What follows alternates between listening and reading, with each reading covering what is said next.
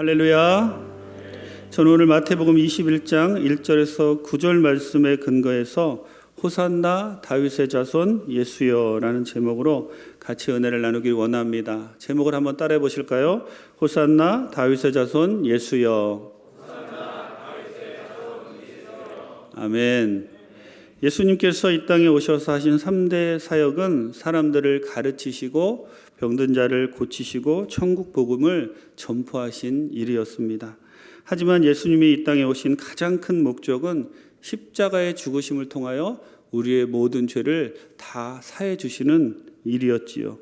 예수님이 구속 사역을 성취하시기 위해서 예루살렘의 평화의 왕으로 입성하시는 날이 주일이었는데 우리는 그날을 종료 주일이라고 부르고 고난 주간이 시작합니다. 오늘이 종료 주일입니다.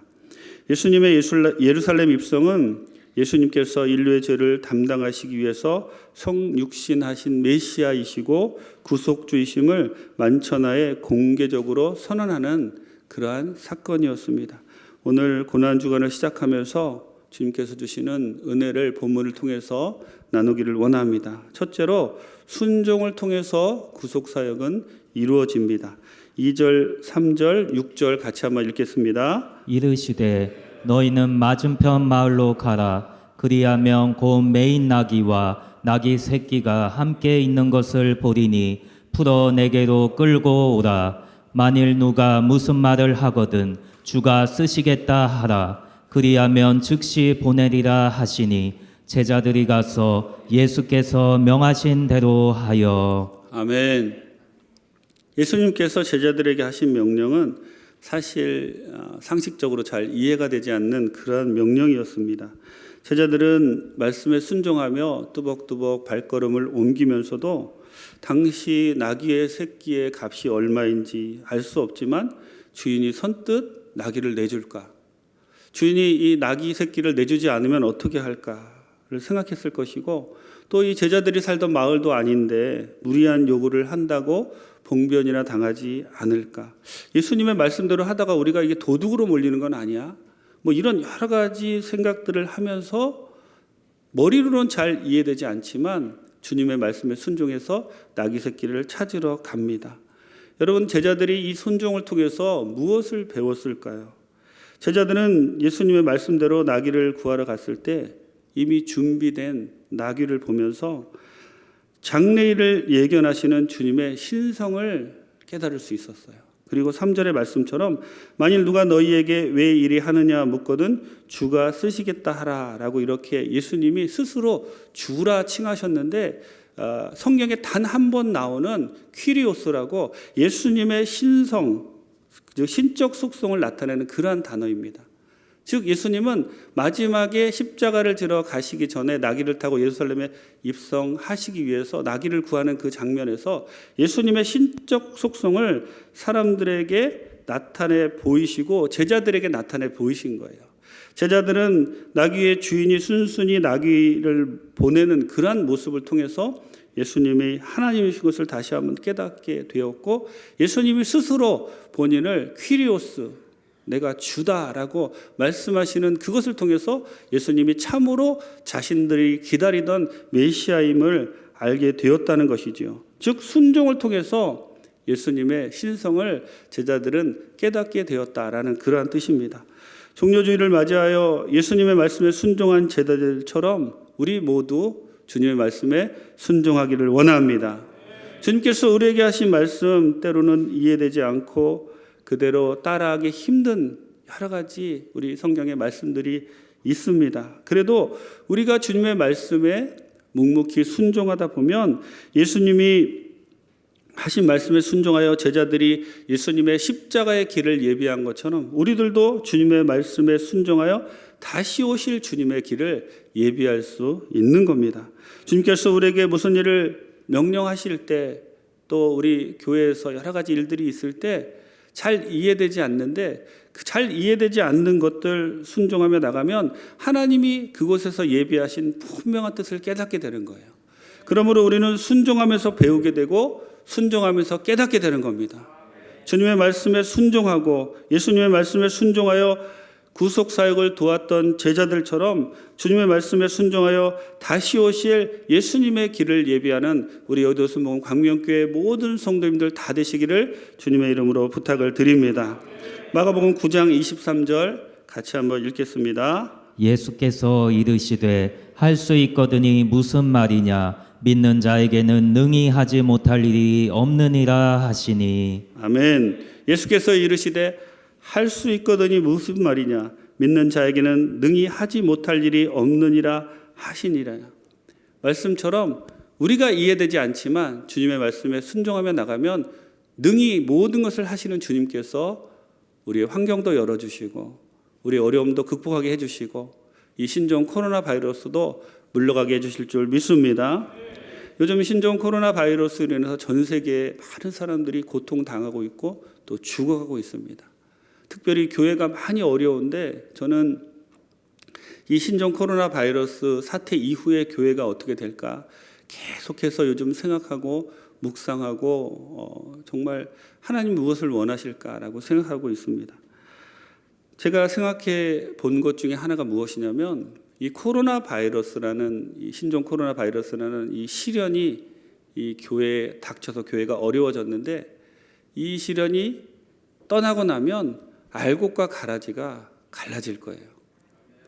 여러분 제가 시골에서 자라서 키질을 해봤습니다. 시골에 추수 때가 돼서 이제 곡식을 추수하면 이 곡식 나달들을 키 위에 놓고 이 바람이 잘 안 불면 키질이 잘 안 돼요. 그런데 바람 잘 부는 곳에 가서 이게 키질을 하게 되면 알곡은 알이 꽉 차 있어가지고 그 키에서 떠나가지 않고 바로 키 위에 떨어집니다. 그런데 이 쭉정이들은 처음에는 이 알곡과 쭉정이가 잘 구분이 되지 않는데 쭉정이들은 바람이 불면 다 날아가는 거예요. 그래서 결국 그 키 안에 남는 것은 알곡밖에 없습니다. 어렵고 힘들 때 순종하는 사람들이 알곡이라는 거예요. 이 신종 코로나 바이러스라는 이 거대한 이 어려움이 알곡과 쭉정이를 가르는, 그리고 그 알곡과 쭉정이 가르는 그 기준이 되는 것은 어렵고 힘들수록 하나님 말씀에 순종하느냐, 아니면 이렇게 온라인으로 예배드리고 아무도 보는 사람 없으니까 그냥 내 마음대로 하다가 신앙을 잃게 되느냐, 이 차이가 이 어려움을 어떻게 대하느냐, 그리고 앞으로 우리가 어려움을 겪고 나서 누가 남느냐, 그 차이인 것 같습니다. 순종하며 남는 사람들은 마지막 다시 오실 예수님의 길을 예비하는 귀한 분들이 될 줄 믿습니다. 끝까지 순종하셔서 주님의 길을 예비하는 우리 모든 성도님들 다 되시기를 주님의 이름으로 축원합니다. 둘째로 겸손함으로 주님의 사역은 이루어집니다. 5절 말씀 같이 읽겠습니다. 시온 딸에게 이르기를 내 왕이 내게 임하나니 그는 겸손하여 나귀 곧 멍에 매는 짐승의 새끼를 탔도다 하라 하였느니라. 아멘. 본문은 선지자 스가랴가 예수님에 관하여 예언한 말씀인 스가랴 9장 9절의 말씀을 인용한 겁니다. 스가랴 9장 9절 말씀 같이 한번 읽겠습니다. 시온에 따라 크게 기뻐할지어다 예루살렘에 따라 즐거이 부를지어다 보라 내 왕이 내게 임하시나니 그는 공의로우시며 구원을 베푸시며 겸손하여서 나귀를 타시나니 나귀의 작은 것 곧 나귀 새끼니라. 아멘. 예수님이 나귀를 타시고 예루살렘에 입성하신 것은 예수님 자신이 하나님께서 스가랴를 통하여 예언하신 메시아임을 스스로 나타내 보이신 겁니다.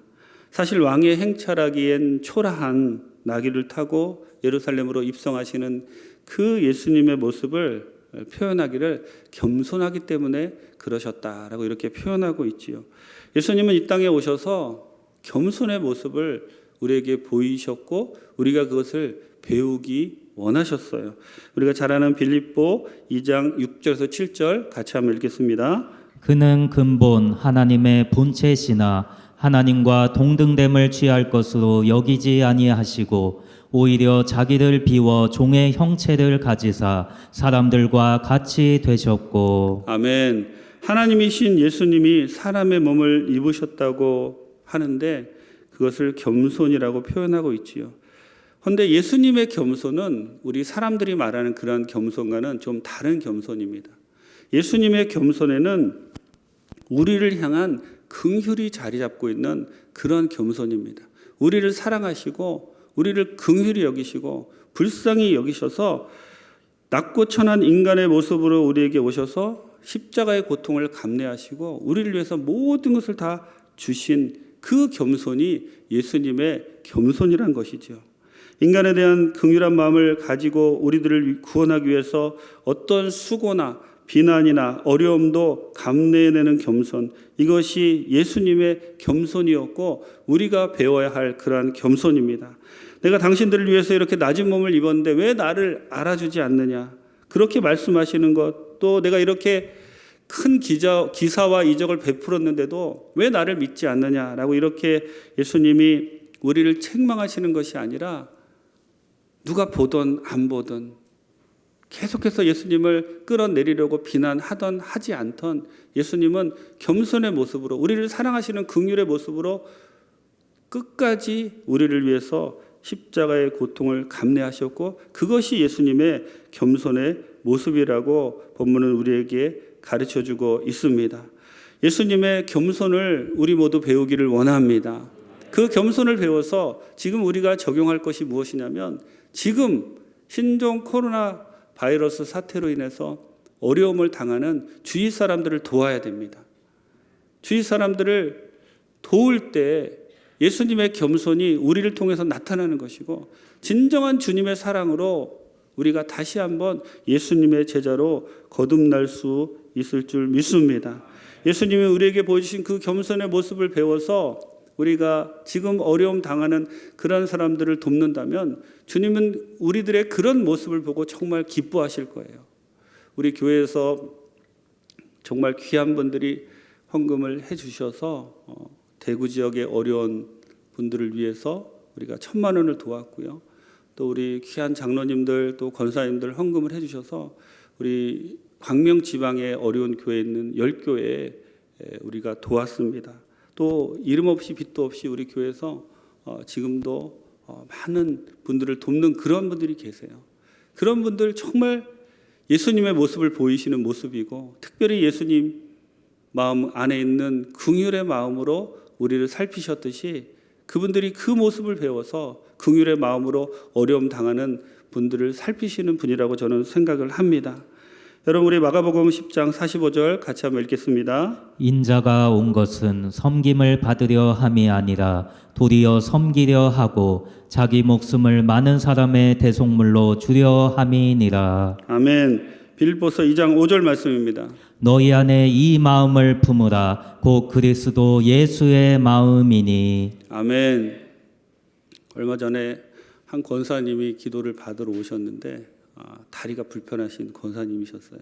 그런데 목사님 내가 고향 가려고 비상금을 조금씩 모았는데 내가 지금 고향도 못 가고 고향 가는 것보다 교회가 어려우니까 이 돈으로 정말 교회 헌금하니까 어려운 사람에서 도와주시라고 가져오셨더라고요. 제가 기도하면서 눈물이 났습니다. 정말 이런 마음을 갖고 계신 분들이 우리 여의도 순복음 광명교회 성도님들이시구나. 하나님이 그런 분들의 마음 정말 사랑하십니다. 저도 그렇게 감동받았는데 우리 하나님 얼마나 감동받으셨겠어요. 여러분 지금 여러분 주위에 있는 어려운 분들 그냥 지나치지 마시고 예수님의 사랑으로 예수님의 긍휼로 그들을 도우시는 귀한 분들 되시기 바랍니다. 셋째로 백성들의 환영을 통해서 구속사역은 이루어집니다. 7절부터 9절 같이 한번 읽겠습니다. 나귀와 나귀 새끼를 끌고 와서 자기들의 겉옷을 그 위에 얹음에 예수께서 그 위에 타시니 무리의 대다수는 그들의 겉옷을 길에 펴고 다른 이들은 나뭇가지를 베어 길에 펴고 앞서서 가고 뒤에서 따르는 무리가 소리 높여 이르되 호산나 다윗의 자손이여 찬송하리로다. 주의 이름으로 오시는 이여 가장 높은 곳에서 호산나 하더라. 아멘. 예수님께서 나귀에 오르시자 사람들은 자기들의 겉옷을 벗어서 길에 폈고 나머지는 나뭇가지를 베어 길에 폈지요. 이것은 예수님을 왕으로 환영한다는 환영의 표시였습니다. 북왕국 이스라엘의 왕 예후가 왕이 될 때도 이런 환영을 했고, 신구약 중간시대 마카비가 전쟁에 승리하고 돌아올 때도 이런 환영 예식을 했다고 기록되어 있습니다. 물론 우리가 잘 아는 것처럼 이 사람들은 얼마 되지 않았고 예수님을 십자가에 못 박으라는 그러한 폭도들로 변하고 말지요. 연약한 모습의 군중들이었지만 누가복음에서 예수님의 말씀처럼 이들은 예수님의 구속 사역에 찬양으로 함께한 사람들이었습니다. 누가복음 19장 39절에서 40절 같이 한번 읽겠습니다. 우리 중 어떤 바리새인들이 말하되 선생이여 당신의 제자들을 책망하소서 하거늘 대답하여 이르시되 내가 너희에게 말하노니 만일 이 사람들이 침묵하면 돌들이 소리 지르리라 하시니라. 아멘. 예수님이 예루살렘에 입성하실 때 사람들이 호산나 다윗의 자손 예수여 주의 이름으로 오시는 이여 막 이렇게 소리치니까 바리새인들이 무슨 소리냐 이것이 하면서 예수님께 말하여서 그 사람들이 그 예수님께 드리는 찬양을 하지 못하게 하지요. 그러자 예수님께서 하시는 말씀입니다. 이 사람들이 침묵하면 돌들이 소리 지르리라. 여러분, 예수님께 찬양 드리고 경배하는 것은 아무리 해도 지나침이 없습니다. 우리를 위해서 모든 것을 희생하신 예수님을 생각하며 우리는 언제 어디서나 예수님을 찬양해야 되고, 우리의 찬양을 통하여 예수님이 세상에 알려지고 우리의 찬양을 통하여 다시 오실 예수님의 길이 열려야 되는 거예요. 근데 우리는 너무나 찬양을 안 드리고 있습니다. 지금 예수님이 우리를 보시고 이렇게 말씀하실 수도 있어요. 너희들이 그렇게 침묵하니까 돌들이 소리 지르리라. 너희들이 찬양하지 않으니까 새와 별과 바람과 나무들이 찬양하리라 라고 말씀하시는 것 같습니다. 여러분, 특별히 우리의 찬양은 어려울 때 힘을 발휘하는 거예요.